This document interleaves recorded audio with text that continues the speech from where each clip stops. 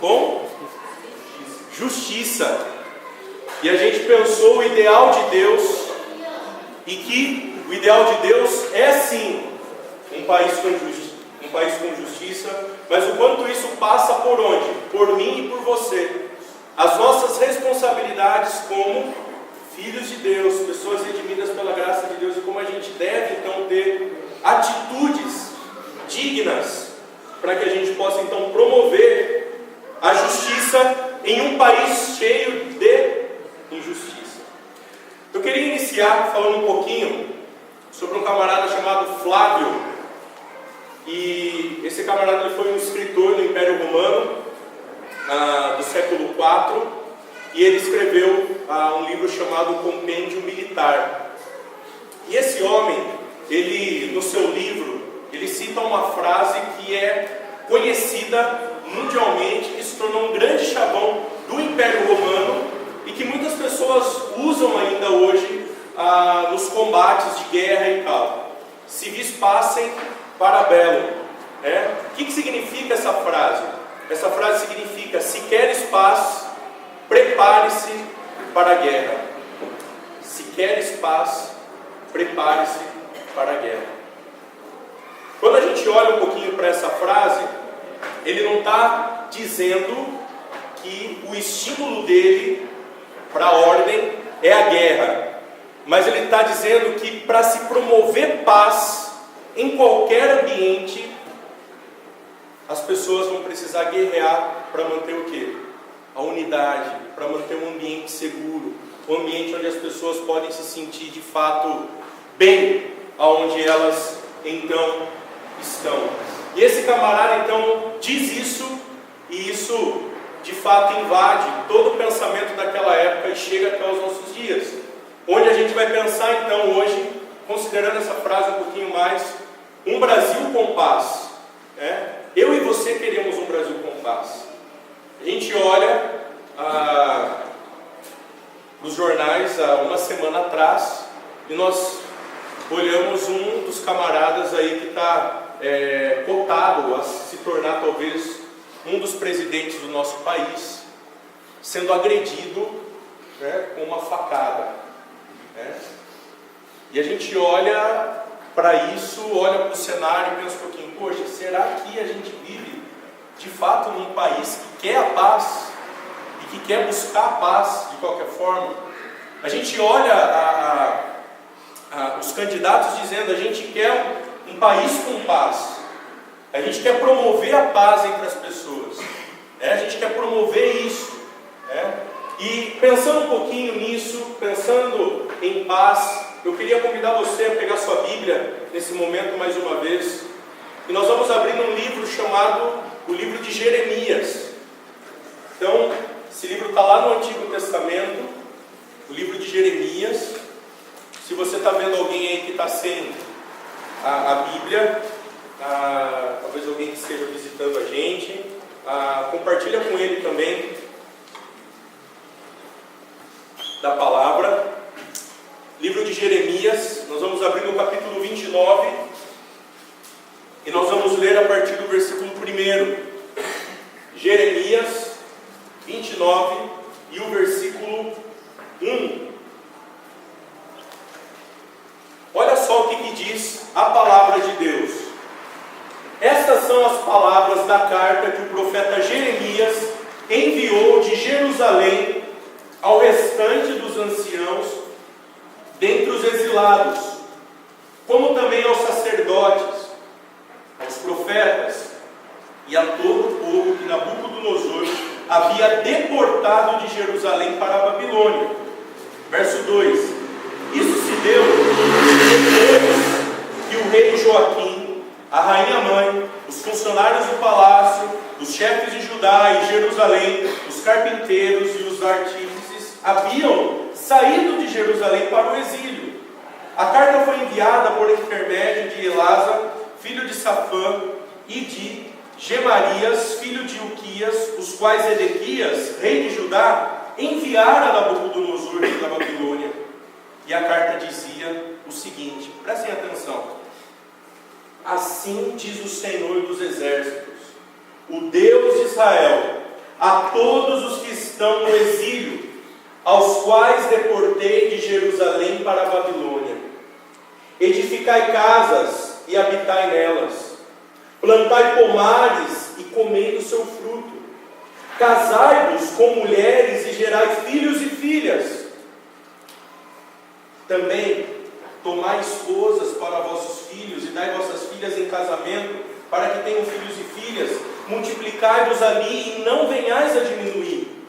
Empenhai-vos pela prosperidade da cidade, para onde vos exilei, e orai ao Senhor em favor dela, porque a prosperidade dela, ou talvez a sua versão diga, porque a paz dela será a vossa paz ou a vossa prosperidade. Versículo 8: Pois assim diz o Senhor dos exércitos, Deus de Israel: não vos deixe enganar pelos profetas e adivinhos que vivem entre vós, nem deem ouvidos aos sonhos que eles sonham por vós. Eles vos profetizam mentiras em meu nome. Eu não os enviei, diz o Senhor. Porque assim diz o Senhor: quando se completarem os 70 anos designados para a Babilônia, virei a vós e cumprirei a minha boa palavra a vosso respeito, e vos trarei de volta a este lugar. Pois eu bem sei que planos tenho a vosso respeito, diz o Senhor. Planos de prosperidade. Talvez a sua versão diga planos de paz e não de mal, para vos dar um futuro e uma esperança. Então me invocareis e vireis a orar a mim, e eu vos ouvirei. Vós me buscareis e me encontrareis quando me buscardes de todo o coração. Eu me deixarei ser encontrado por vós, diz o Senhor, e mudarei o vosso destino. Eu vos reunirei dentre todas as nações, de todos os lugares, para onde vos dispersei, diz o Senhor, e vos trarei de volta para o lugar de onde vos exilei. Vamos orar mais uma vez? Senhor, por favor, Pai, fala conosco por meio da Tua palavra. Nós temos vivido dias, ó Pai, onde nós temos visto de forma nítida o quanto as pessoas vivem, ó Deus, maltratando umas às outras, o quanto as pessoas estão em busca, ó Deus, de conflito, ó Deus, de atrocidade umas com as outras. Ó Pai, nós estamos vivendo nesse meio, nós estamos vivendo, Deus, nesse cenário. E Senhor, tenha misericórdia de nós, ó Deus, e nos ajuda nessa noite a olhar para a Tua palavra, a olhar para o nosso coração e vermos, ó Deus, atitudes, ações, lugares aonde o Senhor precisa mudar e transformar a nossa vida, a nossa alma, Pai. Ó Deus, nos ajuda a compreender com clareza, porque é a Tua palavra, porque é o Senhor de fato que ministra por meio do Teu Santo Espírito. Ó Deus, me usa para a glória do Teu nome. Ó Deus, faça com que nós possamos sair daqui cheios do Senhor, cheios da paz que o Senhor prometeu dar a nós, a paz que excede todo entendimento, Deus. Ó Pai, nos ajuda, por favor. É isso que eu oro e clamo ao Senhor, no nome de Cristo. Amém.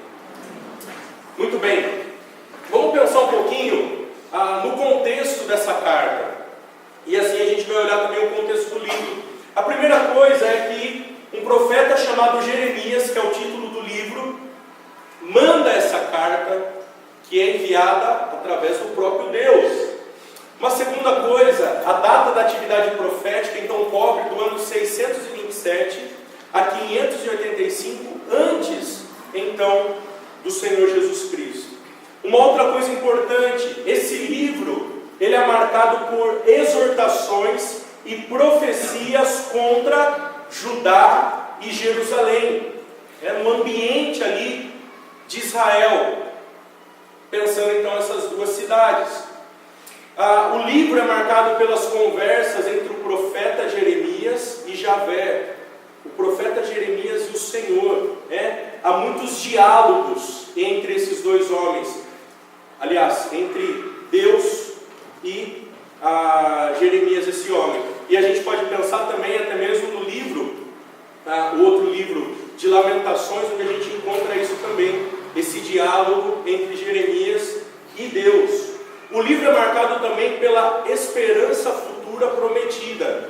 Então o livro ele tem exortações para a nação de Israel, como também ele é marcado pela esperança. Olha, as coisas vão melhorar, as coisas não vão continuar do jeito que vocês estão achando. Há esperança. O profeta também caminha e diz também as verdades sobre Deus nesse sentido. O povo está no cativeiro, o povo está na Babilônia.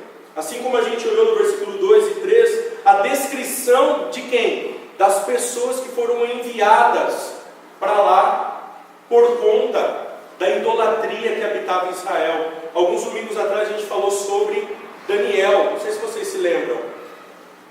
A história de Daniel, ela se dá também nesse contexto babilônico. Então a gente consegue fazer alguns paralelos também com o livro de Daniel.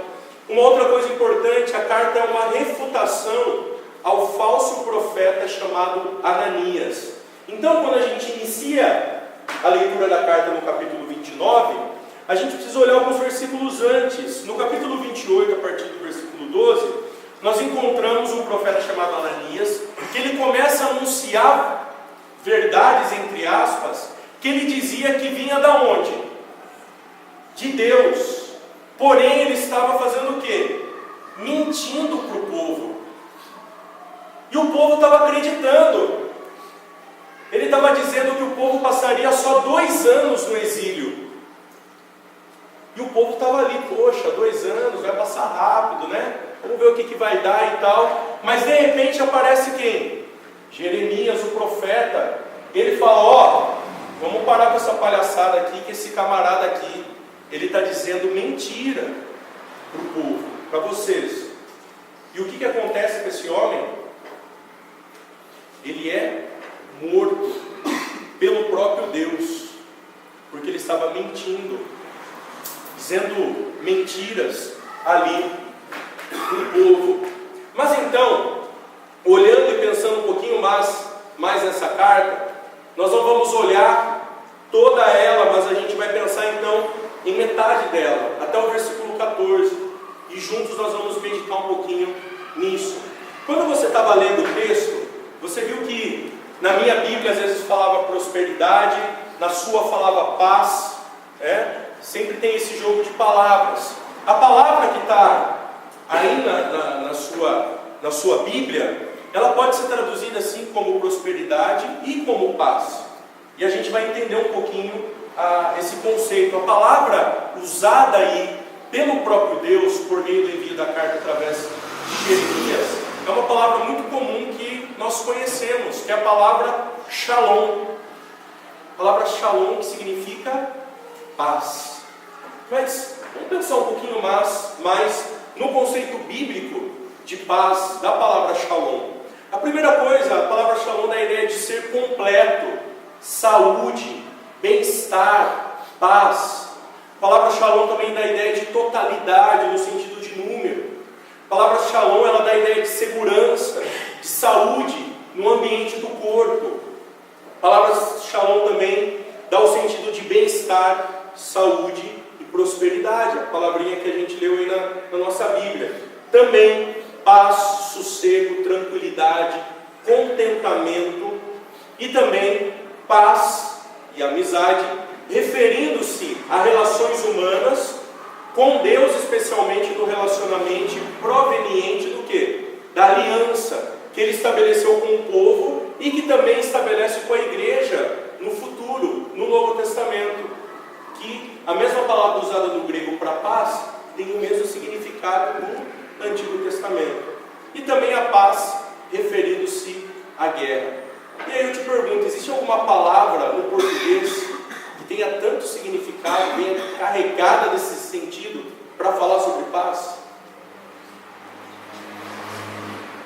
Pensando e refletindo essa semana, creio que não. Então essa palavra, ela tem uma gama de informações, ela é recheada de informações. E é tudo isso que nós estamos lendo, olhando e pensando nesse quadro. É aquilo que o povo entendia e aquilo que Deus estava dizendo que traria ao povo. Paz, shalom, o shalom de Deus. Vamos pensar mais um pouquinho então na palavra paz. Geralmente essa palavra, o shalom, cujo sentido no uso bíblico é tão amplo, que nenhuma outra língua pode ser expressa com um só termo. Originalmente, shalom quer dizer estar completo, estar são, estar bem em todos os sentidos e ser próspero, feliz. Shalom é um completo bem-estar que certamente equivale à paz no seu mais profundo significado. Paz com Deus e, em consequência, conosco e com os semelhantes. Ainda hoje, os judeus se saúdam com a palavra, ou se saudam com a palavra paz. E eu fui confirmar isso de verdade. Liguei para o meu amigo que mora em Israel e perguntei: isso é verdade? Ele disse: sim, é verdade. Então, os judeus continuam a usar esse termo shalom. Então, lá em Israel, se um dia você for visitar, você vai cumprimentar algum judeu, ele vai te dizer shalom, antes de qualquer coisa. E depois ele começa então a falar com você. Então, essa palavra é muito comum para o ambiente judaico e é importante a gente entender ela para que a gente possa então olhar com mais pontualidade para o nosso texto.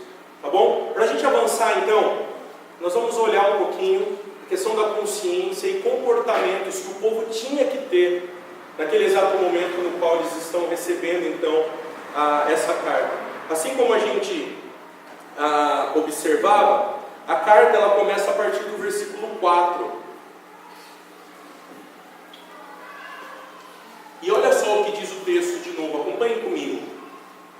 Assim diz o Senhor dos Exércitos, o Deus de Israel, a todos os que estão no exílio, aos quais deportei de Jerusalém para a Babilônia. Uma primeira coisa que a gente tem que olhar aqui, e é interessante, meus queridos, como que Deus é criativo ao escrever os livros. Nós olhamos o livro de Daniel, versículo 2, já no início do livro, Daniel lembrando que quem enviou o povo para lá? Deus. E olha só, de novo, Deus trazendo a memória deles, assim diz o Senhor: eu os deportei de Jerusalém para a Babilônia. Ou seja, uma primeira coisa que nós precisamos olhar aqui para a história é que existe o quê? O controle do Eterno. O Deus dos exércitos, o Todo-Poderoso, Ele está olhando e dizendo o seguinte: olha, eu estou no comando. Eu estou olhando, eu sei o que está acontecendo. Eu os deportei até aí. Eu que levei vocês aí. E daí a gente se lembra de novo que nada acontece por acaso. Não existe sorte, existe soberania de Deus. Existe controle de Deus. Deus rege e controla todas as coisas. E Deus está dizendo para o povo mais uma vez: olha, eu estou no comando da sua vida. E Deus está dizendo para nós, mais uma vez essa noite: Deus está no controle da minha vida e da sua vida. Deus está no controle da sua vida, você esteja vivendo um momento bom ou mau. Deus diz: eu estou no controle, eu estou no comando, eu estou à frente de tudo. Mas Asaf, você não sabe a crise. Eu estou no comando. Asaf, o negócio está difícil. Eu estou no comando. É isso que Deus está iniciando ao enviar essa carta. Lembrem-se, eu estou no comando. Eu estou no controle de todas as coisas. E é interessante que a primeira orientação, comportamento que Deus espera do povo é: continuem a vida como Deus estabeleceu no princípio. Pensem só comigo. O que esse pessoal poderia ter em mente ali de rápido. Ouvindo do profeta: olha, daqui 2 anos, vocês vão embora de novo lá para o seu país. Eles poderiam dizer: poxa, vamos viver aí de forma relaxada, não importa o que aconteça, se rolar um motim a gente faz mesmo, não estamos nem aí, e é isso aí. A gente está em guerra mesmo, já destruíram o nosso país. Tudo isso passava na mente desse povo. Tudo isso eles estavam pensando. Mas Deus diz: olha, continuem a vida comum. Não parem. Tanto que, olha só o que diz o versículo 5 e 6. Edificai casas e habitai nelas. Plantai pomares e comei do seu fruto. Casai-vos com mulheres e gerai filhos e filhas.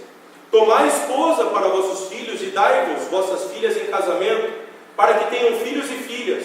Multiplicai-vos ali e não venhais a diminuir. Sabe o que Deus está dizendo para o povo? O projeto lá do Éden, de Gênesis 1 e 2, não acabou. Não é só porque vocês estão aqui sendo massacrados, o negócio está feio. Não acabou. O meu projeto para vocês continua. Não só para vocês, mas para toda a humanidade. Continuem a viver a vida comum. Casem seus filhos, casem suas filhas, ergam as suas casas, plantem e vivam bem no meio do povo. E eu estava pensando um pouquinho nisso, e pensando em Israel. Quando a gente olha para Israel, deveria ser o que para as outras nações? Um exemplo, um testemunho de Deus para as outras nações. E eles estão com essa mentalidade, Deus está alinhando eles novamente. Olha, vivam a vida comum de forma normativa. Sabe o que acontece? Eu estava pensando muito nessa semana sobre isso.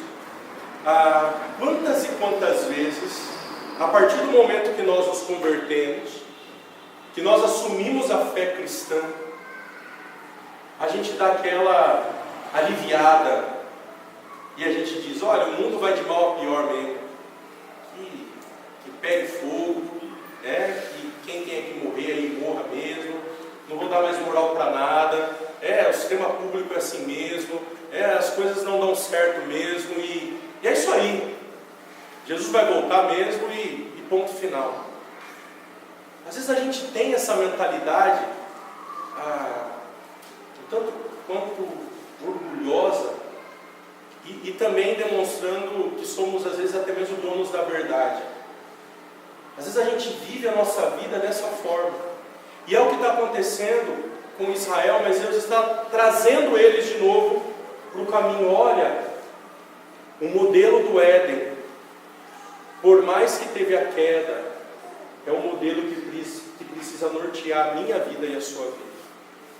Ou seja, Deus está dizendo para nós também nessa noite: edifiquem as suas casas, plantem.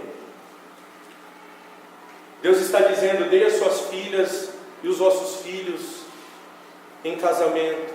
E Ele termina dizendo: multiplicai.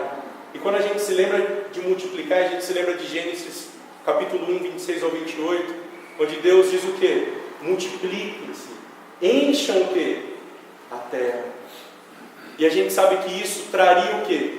Glória a Deus, porque eu e você somos o quê? A imagem e semelhança de Deus. Deus diz no versículo 14 a 17 de Gênesis 2, para Adão fazer o que com o jardim? Cuide do jardim, Adão. Dê nome aos animais. Cultive as plantas. E é isso que Deus está desafiando ali a nação de Israel. E é isso que Deus está desafiando também nós nessa noite. Continuem a vida como Deus estabeleceu aonde? No princípio.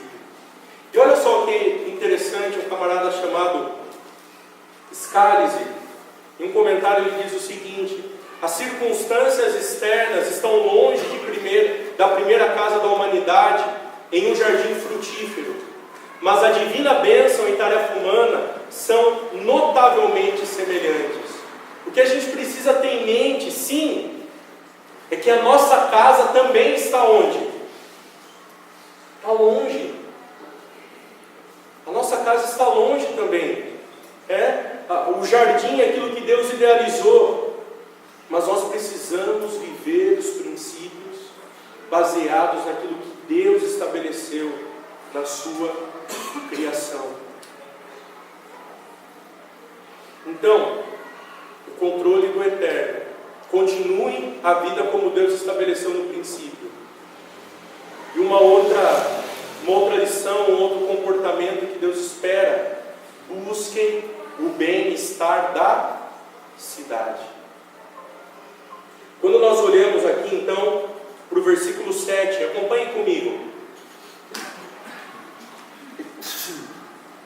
Deus diz o seguinte: empenhai-vos pela prosperidade da cidade, ou pela paz da cidade, para onde vos exilei, e orai ao Senhor em favor dela, porque a prosperidade ou a paz dela também vai ser o que? A sua paz e a sua prosperidade.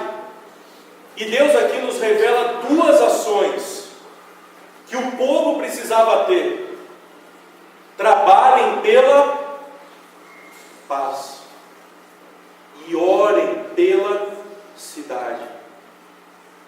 Deus então desafia o povo a não tratar com descaso aquilo que estava acontecendo, ou aquilo que eles estavam idealizando, mas Deus os confronta e os encoraja a pensarem: olha, a paz da cidade também será o quê? A sua paz. Se a cidade for próspera, a prosperidade dessa cidade vai ser também o quê? A sua prosperidade. Porque Deus vai abençoar você também por meio da cidade.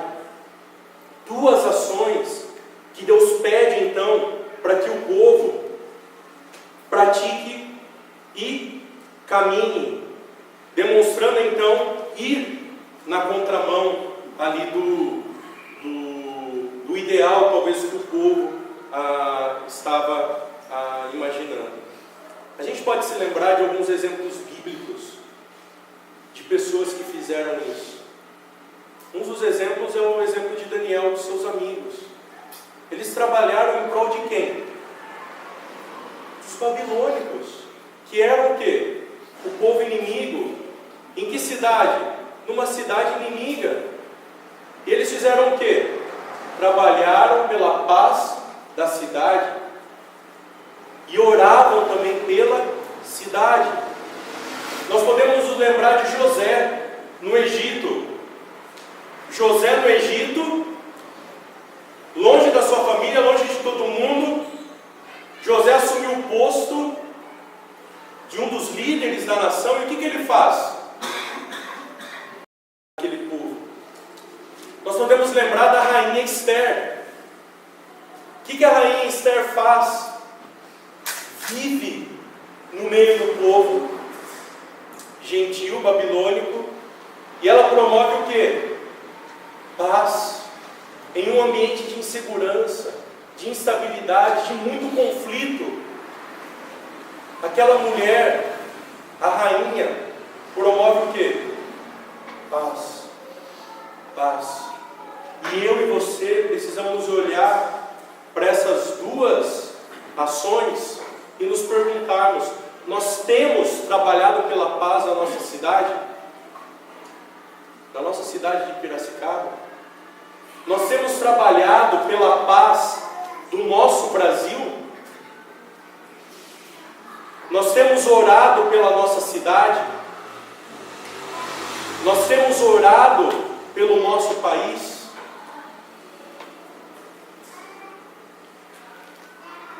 A história mostra que em todos os séculos do mundo inteiro, na dispersão, os judeus tentaram seguir esse padrão. Eles identificaram-se com o país de sua residência, enquanto, ao mesmo tempo, procuravam ou procuram restauração à sua terra natal. É interessante que em todo o tempo o povo de Israel, mesmo longe do seu país de origem, eles continuaram entendendo que eles precisavam ser bênção aonde eles estivessem, mesmo que fosse um país que não fosse o seu país. Eles praticavam isso, eles viviam isso. Querer bem e servir a cidade não apenas revela amor e compaixão, agir assim também fortalece as mãos do povo de Deus que leva a mensagem do Evangelho ao mundo. O Tim Keller fala sobre isso no seu livro chamado Igreja Centrada. Ou seja, quando eu e você promovemos paz, quando eu e você oramos pela cidade, o que acontece é que a igreja do Senhor ela é fortalecida na cidade, e o testemunho do povo do Senhor se torna algo relevante para a cidade. O testemunho do povo de Deus se torna algo visível. As pessoas olham para nós como pessoas preocupadas com a cidade, como pessoas que amam a cidade, como pessoas que amam as pessoas dessa cidade. Assim como quando promovem a paz, e assim também quando elas oram pela cidade. Quando nós olhamos para o Novo Testamento, olha só o que Jesus diz no Sermão do Monte: bem-aventurados os pacificadores, porque serão chamados filhos de Deus. Jesus dizendo para os seus discípulos que felizes eles seriam se eles fossem agentes do quê? Da paz. Felizes os discípulos seriam, bem-aventurados, se eles promovessem o quê? Paz. E eles seriam chamados do quê? Filhos de Deus. Será que eu e você temos deixado a marca, onde as pessoas olham para nós e nos reconhecem como filhos de Deus?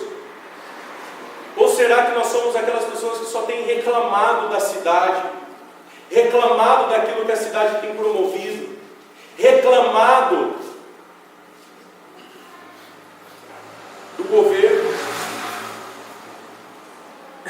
reclamado dos candidatos, reclamado de tudo?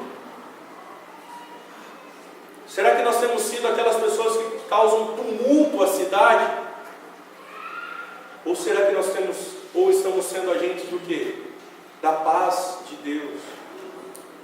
Eu queria que você abrisse comigo 1 Timóteo capítulo 2, e nós vamos ler a partir do capítulo 2, 1 Timóteo capítulo 2, a partir do versículo 1. Paulo está trazendo orientações a Timóteo, orientações essas que precisavam ser praticadas pela igreja.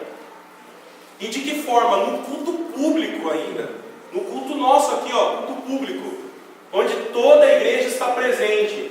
E olha o que ele diz a partir do versículo 1: antes de tudo exorto que se façam súplicas e orações, intercessões e ações de graça por todos os homens. E aí ele começa a descrever que homens que ele está falando: por reis e por todos os que exercem autoridade, para que tenhamos o que? Uma vida, o que? Tranquila, serena, em toda piedade e honestidade. E ele diz: isso é bom e agradável diante de Deus nosso Salvador, que deseja que todos os homens sejam salvos e cheguem ao pleno conhecimento da verdade. Porque há um só Deus e um só mediador entre Deus e os homens, Cristo Jesus. Ele se entregou em resgate por todos para servir de testemunho a seu próprio tempo. Digo a verdade, não minto, para isso foi constituído pregador e apóstolo, mestre dos gentios na fé e na verdade. Quero que os homens orem em todo lugar, levantando mãos santas, sem ódio, sem discórdia. O que Paulo está orientando a igreja é que por meio das orações, a prática da oração iria promover o quê? Paz, vida tranquila, vida serena no meio do povo de Deus, mas também na cidade. E ele diz que por meio das orações E aí ele diz no versículo 3 e 4, quando ele está dizendo ali que todos os homens sejam salvos, ele está pensando nesse grupo que ele citou. Reis, todos os homens que exercem o quê? Autoridade. Quando eu converso um pouquinho com o pessoal do Rio de Janeiro, com pastores, missionários, amigos que moram lá, todos eles, em comum acordo, nas suas palavras, eles dizem o seguinte: Azaf, o que o Rio de Janeiro precisa é de igrejas que orem e promovam a paz na cidade. Todos eles falam isso quando você pergunta o que o Rio de Janeiro precisa. Sabe por quê? A paz foi embora porque homens e mulheres deixaram de orar pela cidade. Porque homens e mulheres estão longe de promoverem o quê? A paz na cidade. E aqueles poucos que fazem não conseguem promover de uma forma tão ampla como é o Rio de Janeiro. A gente está pensando num exemplo, mas o que Paulo está dizendo e que Paulo está encorajando Timóteo e a igreja é: orem pela cidade, porque vocês terão o quê? Paz, serenidade, vida tranquila.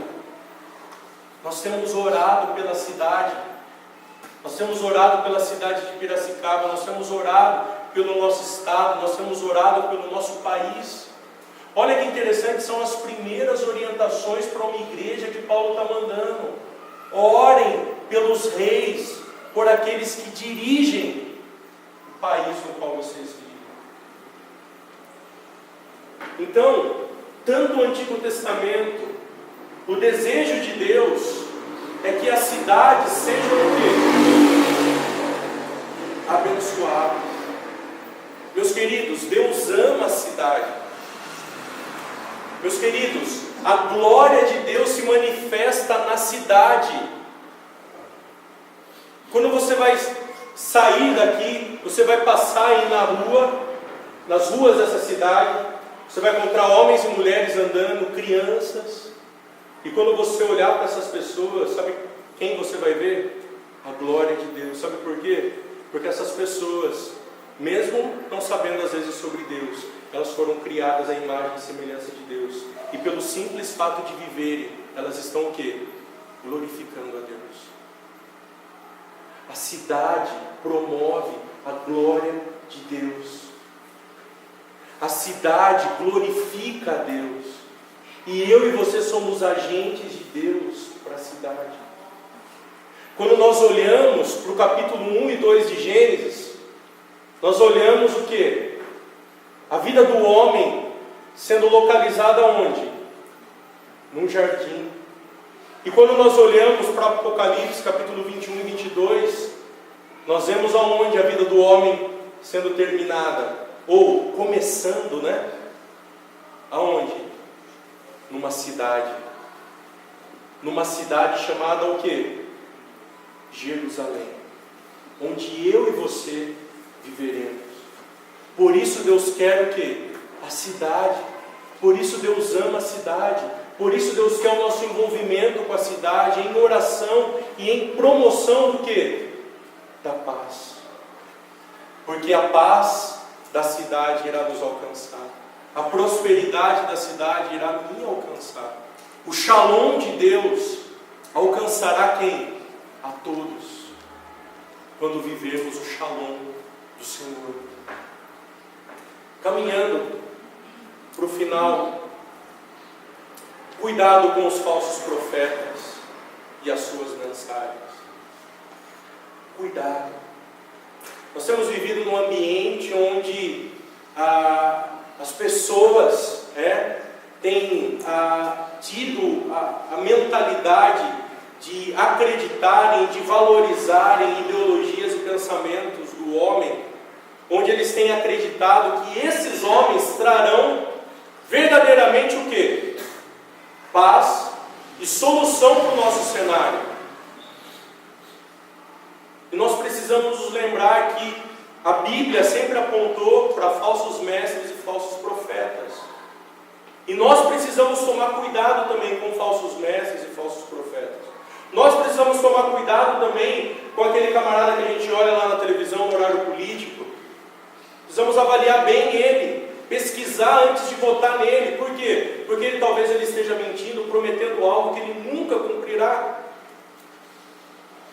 Porque sabemos que eu e você podemos promover também o quê? Paz. Paz e prosperidade. E o profeta, ele deixa um encorajamento para aquele povo, e um encorajamento para mim e para você também hoje. O primeiro encorajamento é: eu cumprirei todas as promessas. Nós cantamos uma canção que dizia isso: incomparáveis são as promessas do Senhor. Se Deus diz que trará paz por meio da oração nossa, Deus não fará? Tito vai dizer que Deus não é homem para mentir. Ou seja, Deus fará isso.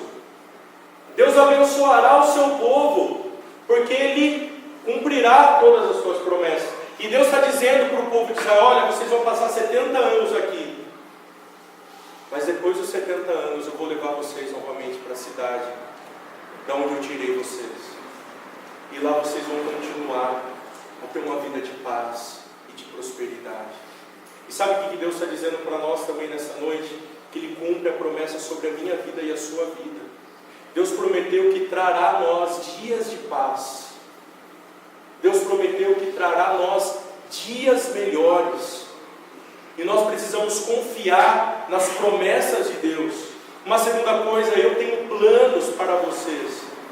Lembre-se sempre, nada acontece por acaso. Deus tem plano para a minha vida e para a sua vida, assim como tinha para o povo de Israel. Quando me buscardes de todo o coração, por meio da oração, me encontrarão. Meus queridos, seja no momento que a gente está considerando, o momento do nosso país, ou seja em qualquer momento da sua vida, Deus ouve a nossa oração quando nós o buscamos de todo o coração. E também Deus acabará com todo o sofrimento e trará restauração.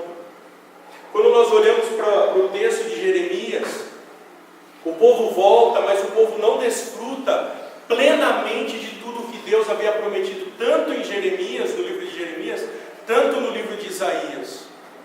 Porque muitas promessas serão cumpridas aonde? No futuro, na Nova Jerusalém. E meus queridos, por que isso de fato acontecerá? Por que nós teremos dias de paz no futuro? Por que isso acontecerá? Olhem aqui comigo na tela.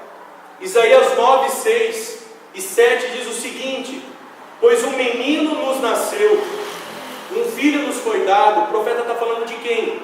De Jesus. O governo estará sobre os seus ombros, e ele será chamado do quê? Maravilhoso, Conselheiro, Deus poderoso, Pai eterno e Príncipe da paz. Sabe por que nós teremos dias melhores? Porque o Príncipe da paz já veio, e o Príncipe da paz voltará para buscar cada um de nós. Seu governo e sua paz, meus queridos, olha o que o texto diz: jamais terão fim. Sabe que palavra que está escrito aqui nesse texto? É a mesma palavra lá de Jeremias: Shalom. Seu governo e o Shalom jamais terão fim. Ele reinará com imparcialidade e justiça no trono de Davi por um curto, médio, longo prazo? Não, para sempre. O zelo do Senhor dos Exércitos fará que isso aconteça. O mesmo Senhor dos Exércitos que está iniciando a carta é o mesmo de Isaías 9. A paz, meus queridos, viveremos ela de forma plena onde? No futuro. Mas hoje, assim como a nação foi convidada e convocada, eu e você podemos viver e praticar o quê? Paz. Orar pela paz. E quando nós vivemos assim, sabe o que nós estamos promovendo? O reino de Deus. E as pessoas olham em nós o quê? O reino de Deus. Olham Cristo em nós. E sabe o que elas olham para nós e pensam? A esperança. E sabe por que a esperança? Por causa do príncipe da paz, daquele que vai reinar com poder, e daquele que cada um de nós não sofreremos mais mal algum, porque viveremos em perfeita harmonia para sempre. Amém? Amém. Algumas considerações para a nossa semana. Leve para casa. Temos vivido os dias de violência, de egoísmo e de orgulho na cidade. Porém, somos chamados a sermos o povo da paz, os melhores residentes dessa cidade. Quando servimos a cidade e promovemos a paz, estamos apontando para o reino de Deus. Como você tem promovido a paz na cidade? Como você tem servido a cidade? Promova essa semana algum ato de paz. Seja um pacificador. Promova a paz. Não seja mais conhecido como aquele cara estourado. Não seja mais conhecido como aquele cara que, eu vou reclamar de tudo, a cidade não presta. Não, promova a paz. Seja um agente de Deus. Seja um agente do reino futuro de Deus. Promova a paz em todo o tempo. Fazer o bem à cidade é papel de todo cristão. Contudo, somente a mensagem do Evangelho pode ajustar os valores corrompidos. A quem você tem anunciado o Evangelho? Quem foi a última pessoa que você falou sobre Cristo? Anuncie o Evangelho. Pregue às pessoas do seu contexto o Evangelho. Porque o Evangelho que promove paz, o Evangelho que converte o coração daqueles que acreditam minha mente que não tem mais solução, é o Evangelho que vai mudar essas pessoas, para que elas possam acreditar que há solução aonde? Em Cristo. Essas pessoas precisam saber que no futuro haverá uma cidade do que? Cheia de paz, por causa do príncipe da paz. Nenhum candidato político trará paz de forma plena ao nosso país, pois somente o príncipe da paz fará isso no futuro. Que a nossa confiança esteja no príncipe da paz e não nos candidatos.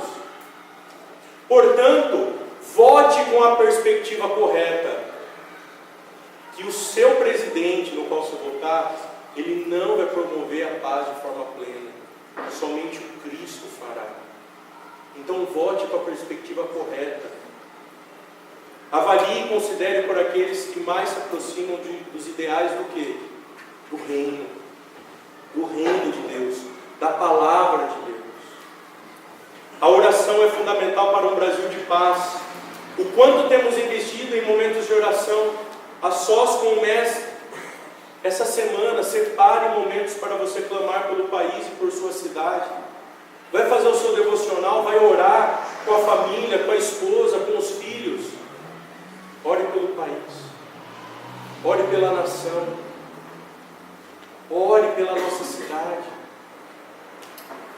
E uma última consideração, pensando no início de novo. Se queres paz, prepare-se para a guerra. Quando o cristianismo começou a disseminar, as pessoas que se diziam parte dele foram brutalmente perseguidas. Viver imitando a Jesus vai na contramão de tudo aquilo que está sendo anunciado hoje.